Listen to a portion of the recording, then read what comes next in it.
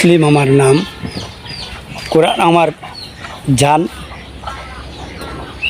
নামাজ আমার গাড়ি, জান্নাত আমার বাড়ি, আল্লাহ আমার রব, নবী আমার সব, ইসলাম আমার ধর্ম, ইবাদত আমার কর্ম। এভাবে জিন্দিগি আমার পার করতে হবে।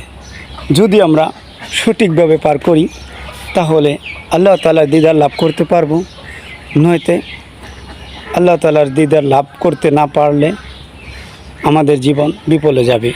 আসুন আমরা কিভাবে আমার আল্লাহ রাসূলকে খুশি করি, কিভাবে আমরা এই পৃথিবী থেকে নিজেকে আল্লাহ তাআলার যেই দিদার লাভ বোঝায়, ওই দিদার লাভটাকে কিভাবে করতে পারি, আল্লাহ তাআলাকে সন্তুষ্ট করতে পারি, সেই চেষ্টা করে যাই।